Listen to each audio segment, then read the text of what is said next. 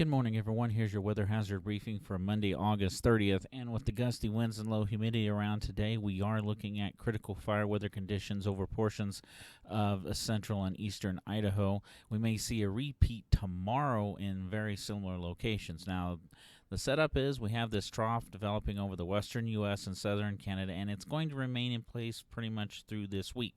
That means southwest flow returns. That means the winds will be increasing. We have several little embedded waves in this pattern setting up.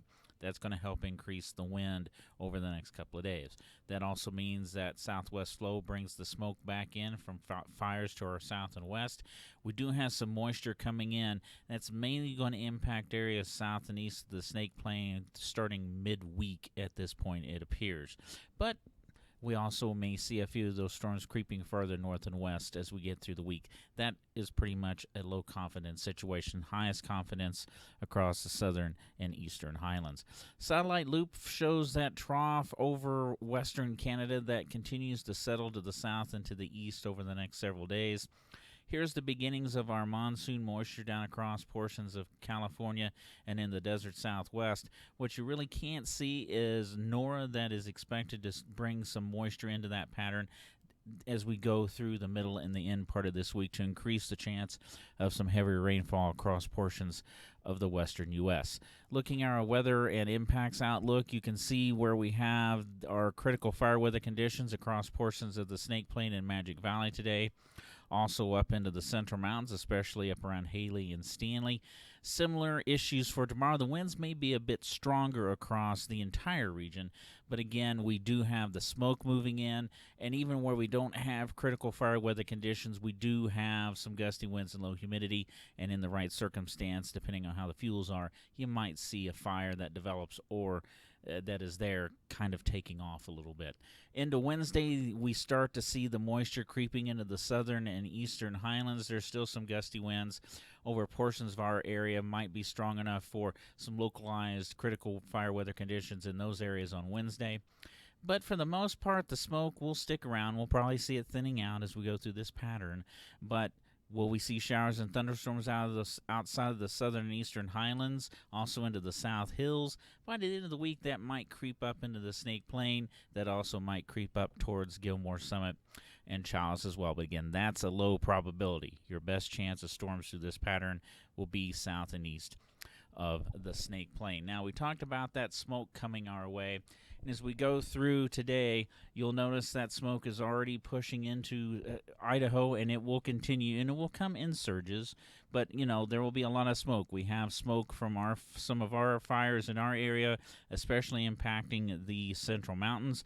The Boundary Fire continues to do that just along the Salmon River there, the middle fork of the Salmon River.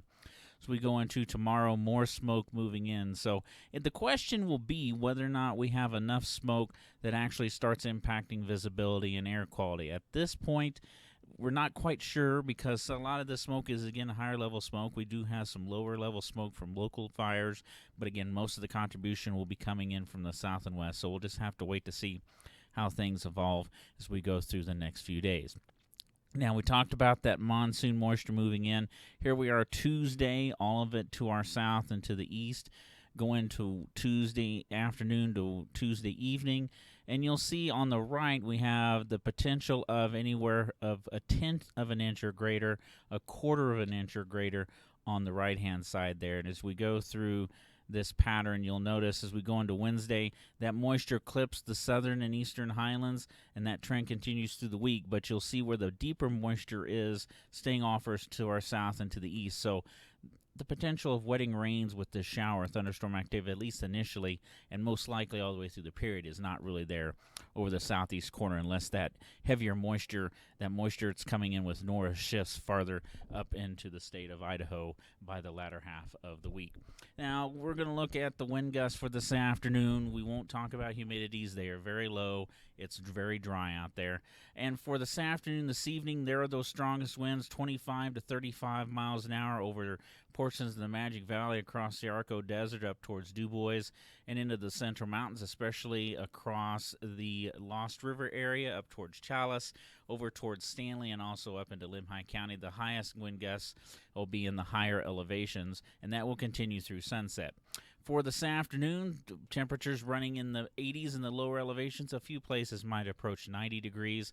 Otherwise, if you want some cooler weather, head into the mountains where temperatures will be in the 60s and 70s. Now, those winds, we talked about them being stronger tomorrow, especially farther to the north. We may have another pretty period of critical fire weather conditions in some locations for tomorrow. We'll have to take a little bit further investigation on that through this afternoon. And those winds will continue, and some of those gusts in excess of 35 miles an hour tomorrow afternoon and evening. And for tomorrow, we back the temperatures down just a bit in the mid-80s in many locations, Stanley in the mid-70s, and it'll be again 60s and 70s in mountains, just a little bit cooler than today. And Wednesday, we drop it back some more as we get, especially over the southeast corner where we have more clouds and showers and thunderstorms in the forecast. And Thursday and Friday, temperatures aren't really changing that much. If anything, they keep backing off a degree or two or so each day. Like I said, we have this trough sitting up over the western U.S. and southern Canada. That's going to bring some moisture in for some showers and thunderstorms, especially over the southern and eastern highlands.